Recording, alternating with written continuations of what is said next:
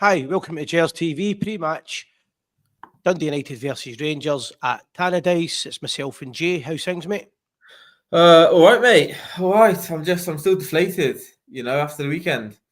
And yeah, before the games, the last two games, we should have. If had we got 6 points in the last two games, I would have been a lot more up for this game. But I have absolutely no confidence in the team to go out and get a result today because massive points dropped at the weekend, and now we're even further behind. It's almost as if we're holding on now. We need a result, otherwise we're going to be even more points behind, and it's just it feels a bit, I'm just fed up because we've got a whole month now of this, trying to get results where we can until we can make signings in January, and I feel like it's just going to be a tough watch for the rest of this month. Yeah, I mean, the new manager bounce looks to be over. I certainly don't blame the manager for it. He's just came in, and like every other manager that's came in with some of these players, they let you down, and they seem to they consistently let them down. I do think when I looked at the Danny Rose body language in the press conference and at the game last week, it's starting to show now that he's realised that this is a bit of a shit show that he's been brought into. Yeah, he's got to try and get through to January, and then he's got to get players in, and he's going to have to get players in the first 2 days so they're ready for the Old Firm. He's probably underestimated the task. He's a likeable guy, but he's under real pressure now. But this is the thing, right? He's under pressure at the minute, but he can't do anything about this, right? If I look at Formula One, for example, you can have Max Verstappen as your race driver, but if he's driving a Haas, he's not winning a world title. Do you know what I mean? If he can only do as well as the players that he's got, if he was Pep Guardiola, he wouldn't be able to get much out of these players. So it's like I feel like we need to make sure that we don't, because this is the problem that we've got now. And I was thinking about this at the weekend. Us as fans, we need someone to blame for this. The 3 people that are to blame for this are already out the door. They're so now we're like, right. who are we? We need someone to blame. So, and I feel like Danny Rose is going to be the one to get it now, which is going to be so unfair on him because he's inherited a pile of shit. These players aren't good enough, and even he said that in the press conference the other day. I'm not sure. Them not having, players potentially not having the mentality or have what it takes to play for the club, and he's seeing more and more who those players are. And I'm not too sure if the fans will blame Danny Rose this time. No, only because he's got to sell a good relationship with him. And the other thing is, people are now starting to realise that some of these players are just nowhere near good enough for Rangers Football Club. I mean, before we even get through that team that I'm looking at, some of them probably would struggle to play for Dundee United. Yeah, and that's just the sad reality that we're currently in. And I'm looking at the bench, and you're looking at the likes of Asgard, for example. He has qualities, right? That we obviously haven't seen, but he plays for the Norway national team alongside the likes of Odegaard and Haaland, etc. And he was highly rated. But that is just not enough to play for this club. He goes missing when the going gets tough. And it's just like, he hasn't got it up here to play for us. You can have all the skills in the world. He would make a very good mid-table championship club side, down south. Because, teams that, you've got space to play and there's no pressure on you to win every game, and he can show his skills. And if he's one of the better teams on the... but one of the better players in the team, then I feel like that's sort of his level. But when you have to play for a club that demands you stand up and be counted and you get the 3 points and you work hard for the team, he's just not that guy. And that's just the sad reality of it. But we need to now be able to move these players on, which is going to be very tough. Because we've got so many of them in this team that are like that, And, I think the owners thought when they obviously got rid of Russell Martin and they brought in Danny Rule, that we'd really start to see how good this team could possibly be. And he got some results in the league, but the performances have been nowhere near good enough. We've been very lucky. If you look at the expected goals from each team, whatever team we've been up against, it's been very close, which is just not sustainable. You're not going to keep winning games if you're very close in terms of your expected goals per game. So the sad reality is we are going to have to try to somehow get through the next 4 weeks or so until the transfer window opens, and still somehow be in single digits behind the top of the table, which I think is going to be a hard ask, but very that's hard. just where you are. But the problem I've got with that is this keeps happening, and it can't keep happening, and we keep saying it can't keep happening. The manager's given Asgard, Gassiman, Antman, Aarons, he's given them all these guys that are 50-50, he's given them all, and Chermiti, Danilo, he's given them all a chance. It's not as if there's no trying to give everybody an opportunity. They're letting them down. Every one of these guys are not just letting the manager down, they're letting themselves down. That also they seem to be playing in like first gear. Nobody wants to really put any massive effort into speeding up the tempo and things like that. But let's get into the team. We've got the team news here. Let's dissect it. Yeah, so we've got Butland in goal, Tav right back, Giga and Fernandez centre half, Magoma left back, Raskin, Barron, and I think it's going to be a midfield three of Danilo. He's probably going to play in that 10 potentially. I hope so anyway, but he might play out wide and Bezrami play in the 10. But then you got Gassama, Bezrami, and Miovski as a potential front three. Do you think it's going to be Bezrami or Danilo in the 10? Or do you think it's 4-4-2? But the thing is, I want to see Danilo play in that 10 because he can't play as a lone striker, but he gives you so much more than an Asgard would in terms of his ability. I think it'll be 4-4-2. I think you'll have Danilo and Miovski up front together. Just because of what you said there, Miovski doesn't seem to be able to play himself up front. Danilo's a better player when he's got somebody beside him. I would also argue that's probably the strongest team he could have picked tonight, out with Sterling, who's maybe no match fit yet. The quicker Sterling's back in the team, the better. I'm still slightly disappointed that Cameron and Curtis aren't getting a chance. However, maybe the manager sees something in training that we don't, because he's gave everybody else a chance. So I don't think it would be anything personal. There might be a good reason for it. Other than that, that's about the strongest team he's got to play tonight.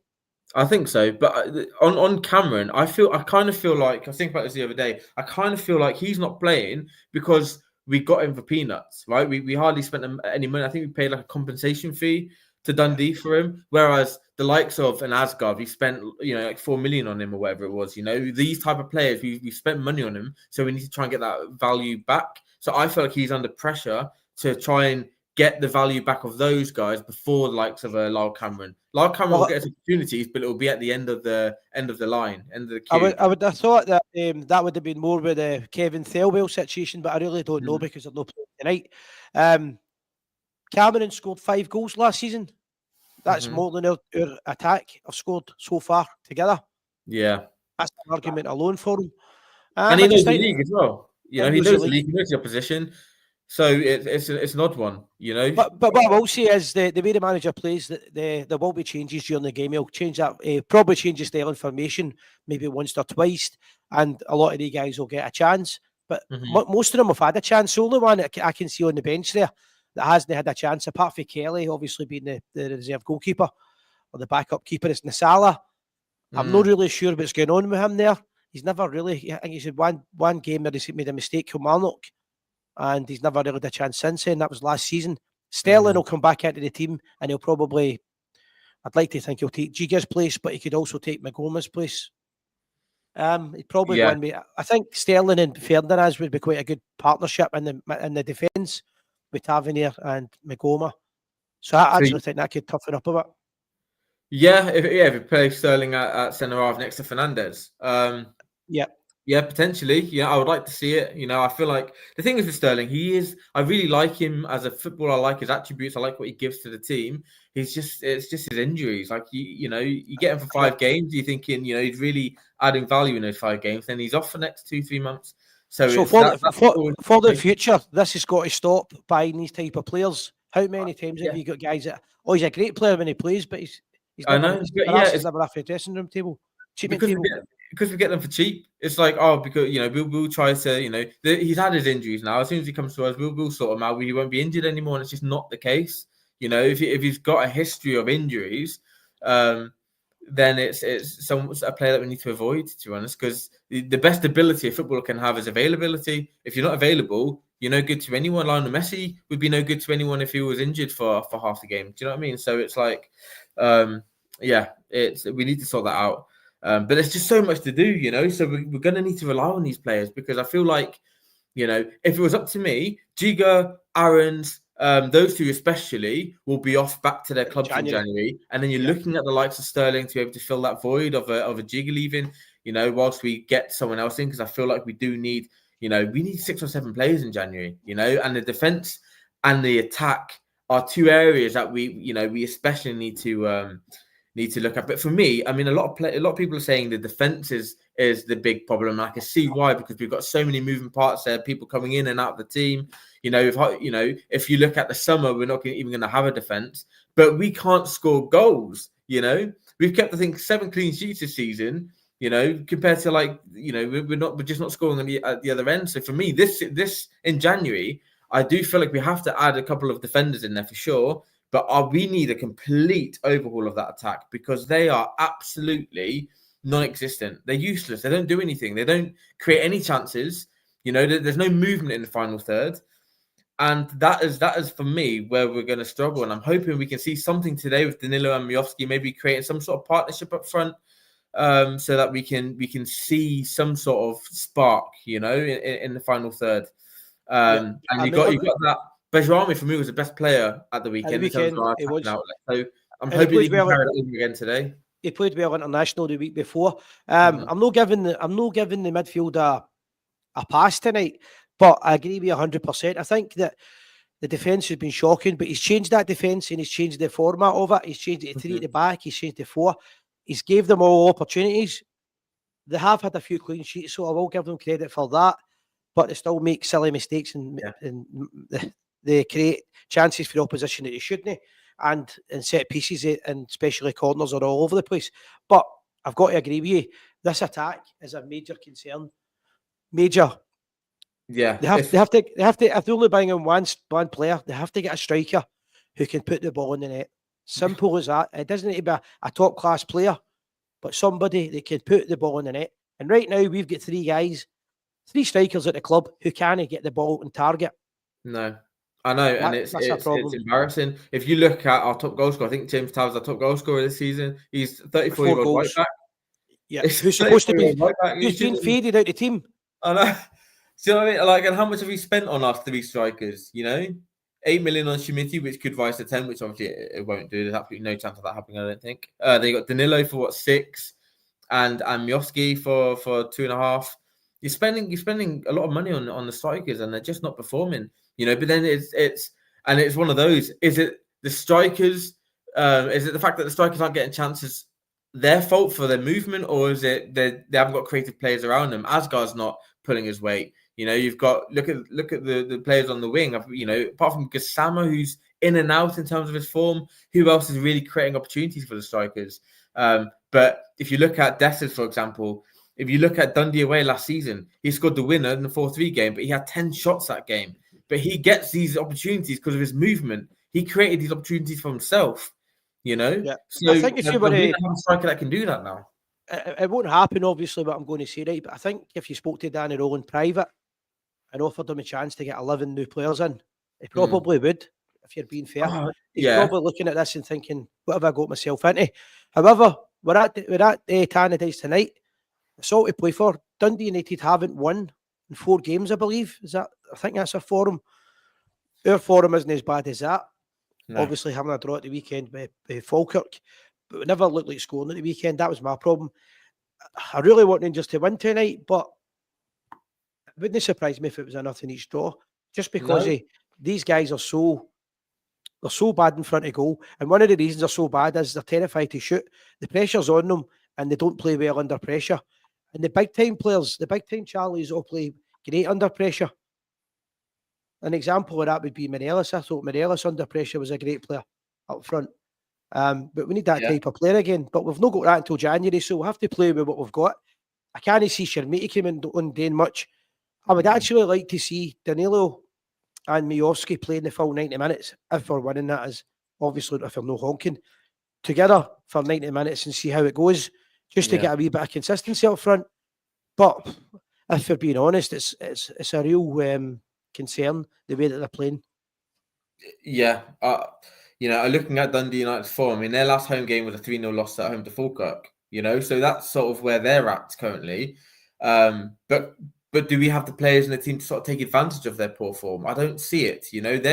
They're gonna be up for it today. Of course they are. They're playing us, and I feel like it's going to be a struggle. It's going to be a struggle because, like you say, we have mistakes in the defense and an attack that can't score. What we need is to somehow get an early goal. And I feel like the best chance that we're going to get a goal today is going to be set pieces again. Obviously, we brought in that new set piece coach. If you're a betting man, you would probably bet on Tavernier to score for anybody, and he's a defender, right back. It's incredible. But if we could start scoring goals, we could maybe go on a run. We know we keep saying but. So many buts, mate. There's so many buts. If buts and maybes, it all depends. For me, if I look at the title race, at the end of the game against Falkirk, I said the title race is over. I just could not see how we're going to consistently over the season get enough points to and for our rivals to drop that many points for us to really overtake them. But you never know if we have a really good January. But these are the type of games now we have to win the next 2 games for sure. In 2 tough places to go. If we win those, who knows? But I just feel like we're so bad. We are so bad. This is the worst team that we've had since we returned to the top flight. This is the worst team. The problem is with social media. Because I'm not disagreeing with you here, but with social media, everybody, including myself, we do tend to say everything's the worst.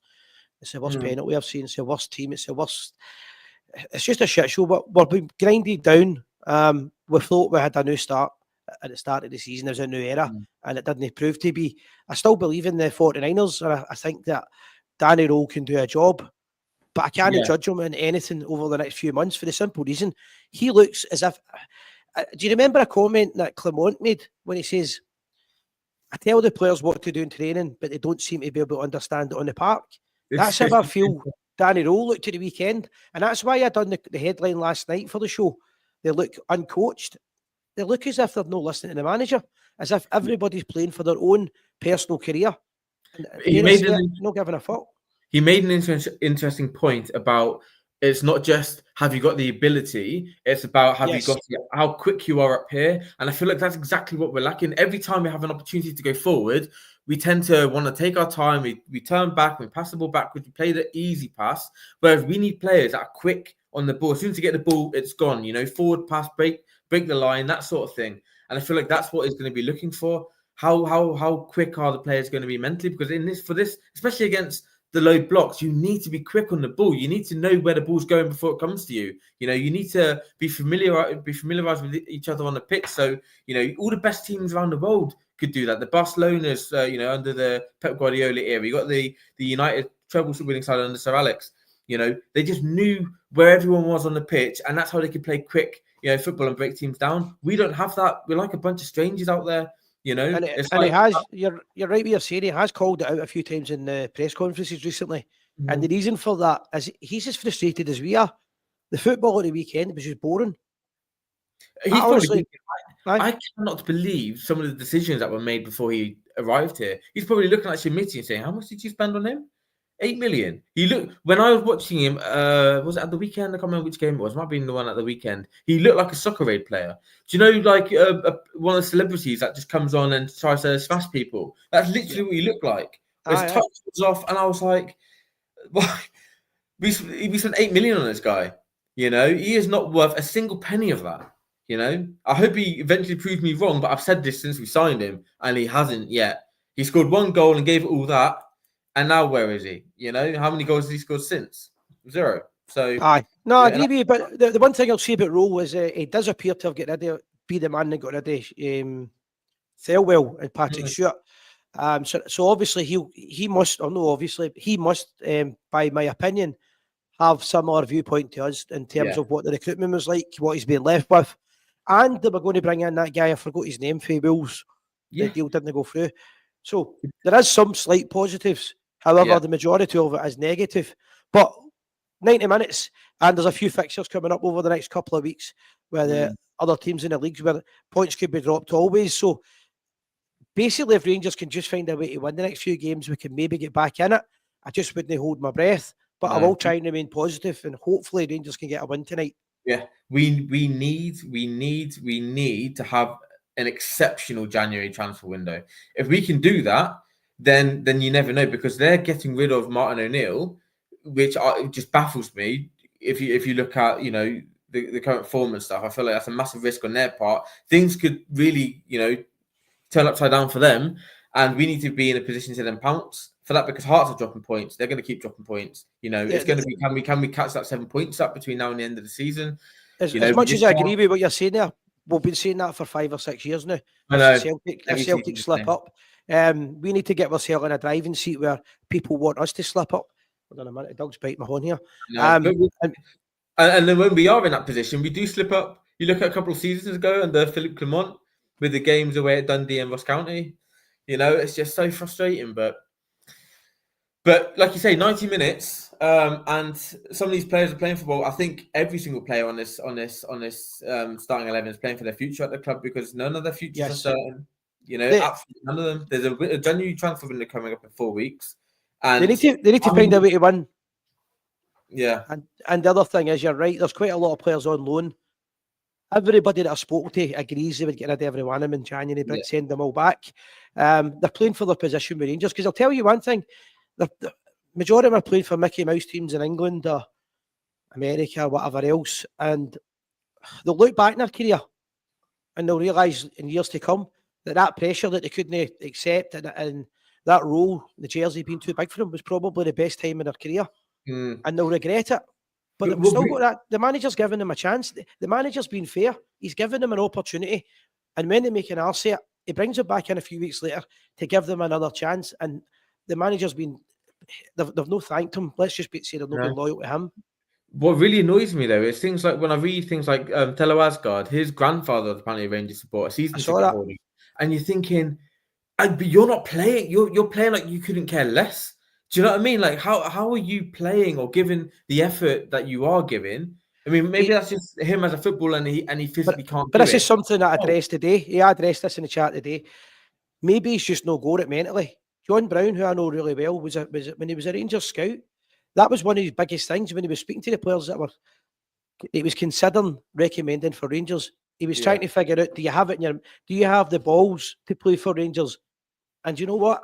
I think that's the biggest problem. A lot of these guys simply don't have the balls. I know. It's literally it comes down to that. They do not have the balls to play for this club, the majority of them. But now it's about how can we get them out of the door. You got to look at Asgard. For me, he should be a goner. Shimiti should be a goner. Rothwell should be a goner, because they're just filling up space now in the team.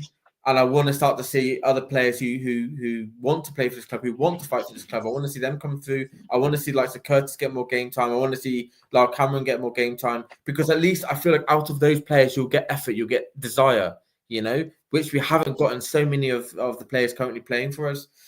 And like I say, it's going to be a massive January. We just need to win today, massively. I mean, it goes without saying. And just back to what I was saying as well. See the European game last week. Yeah, it was crazy wind, and at no point in the game did any Rangers players think we'll have a wild shot at goal. Yeah, probably because they're all terrified. They're shitting themselves to shoot. But we need somebody in the team who can get the ball and have a bit of belief and create a bit of magic. Somebody that can take the game by the scruff of the neck and win a game for you. I don't see anybody in that squad now. Never mind that team that can do it. No. However, we need somebody to do it. The only player that I could see doing it was in the last few months was Moore, and just as I could see that happening, he got injured. He got injured. I know. But I can't see anybody else that could win a game for us just now. No, me neither, and that's the big worry, and that's that again. It goes back to just the lack of characters in the team, lack of leaders in the team. No one wants to take the game by the scruff of the neck, which is what we need. We need to have a team that's built on a foundation of strong characters and leaders, and then you get some of the flair players in and around that, but we haven't got that core, that foundation of leaders in the club, and that should have been the focus, and that should have been the target in the summer, which it wasn't the case. We just got a load of young players, inexperienced players, and players that didn't know the league, and we're paying the price for it big time. We might still be paying the price for these players in a year's time, but we'll certainly pay the price to the end of the season. Anyway, that's 25 minutes, mate. I think we'll call it a day with that. Yeah, game kicks off in a minute, so yeah. What are your predictions before we leave? It's going to be really hard, if I'm being honest. I'm going to say, I think I said 2-1 Rangers last night. I'm going to go with 2-1 to Rangers. It's just, we just need to find a way to win. Do you know what? For the support, if nothing else, the support that's carried the club from the bottom right back up to the top. We need to find a way to win, and we need 100% effort. See if it's a 50-50 challenge. I want you to go in 100%. I want you to be more than 50%, and I want to see some balls, and I want to see some passion.